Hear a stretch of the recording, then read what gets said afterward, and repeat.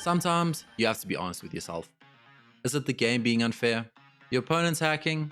The universe conspiring against you? Was it really just you? And in my case, well, you can see for yourself.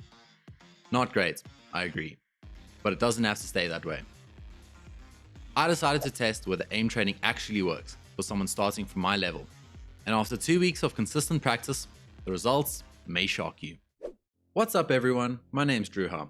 New to making videos, but not new to missing shots when it matters most. My bad aim in the finals is holding me back from clutching fights when I should be winning. So let's see if aim training is a scam or if it's the real deal. Big shout out to Appoh. His video on aim training inspired this whole experiment. The difference is, his aim was already decent to begin with. Mine, well, you already saw that. Let's find out if consistent practice can fix genuinely inconsistent aim. Here's the plan. For the next 14 days, I'm running Appoh's exact KovaaK playlist before every gaming session. Same routine every single day. Here's what my setup will look like. 1200 DPI, and these settings in the finals, and KovaaK's. 2 weeks of laser focused practice. Let's see what happens. We're going to look at 3 categories of aim training today: clicking, tracking, and switching.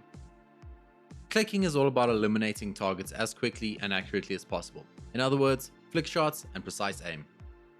Tracking is about keeping your crosshair on moving targets continuously, following a target as it strafes or jumps around. And switching combines both, quickly locking onto a target, tracking it, and then moving on to the next target. Now, the finals is heavily focused on tracking, since most fights involve following moving targets instead of taking single flick shots, and you can see that reflected in the playlist. Most of these scenarios are tracking based, since that's what should benefit our aim the most. Enough theory though, let's jump straight into it. So here's what I learned over these 2 weeks. Firstly, my initial few sessions of aim training made me quite anxious, and I'm honestly not sure why. Maybe it was the pressure of knowing I was being measured, or maybe it was just because this was something I'd never tried before. But as the days went on, I got more comfortable with the routine. One thing I noticed pretty quickly was that my grip was way too tight. Sometimes my whole arm would tense up. As weird as it sounds, I had to keep telling myself to loosen up my grip, and once I did, it instantly felt better. The biggest change I saw was in tracking, which made sense since most of the training was focused on that. Following moving targets in the finals started feeling more natural and more predictable. I could feel my aim improving, and this made a massive impact in those situations where the difference between a win and a loss was a few missed bullets. 2 weeks later, what's actually changed? Well, here's the tangible stuff, the KovaaK scores. Over the past 14 days, I've managed to improve in every scenario. You'll notice there were days where I performed really well, then the very next day, not so great. But that's completely normal. I've heard people say aim training is kind of like going to the gym. Your first few workouts, they're painful and you don't really see much progress.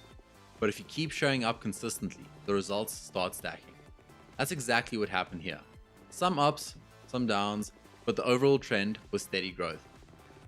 Now, obviously I'm new to this hypothetical gym, but even with just 15 minutes a day on KovaaK's, I could already feel a difference in game. That seems like a pretty fair trade for more reliable aim. Has this suddenly made me a pro? No, not at all. But my aim went from inconsistent to reliable, and that's exactly what I was looking for. So what's the takeaway? Aim training isn't some magic fix, it's a tool. You still need good positioning, movement, and game sense, but better aim makes everything more effective.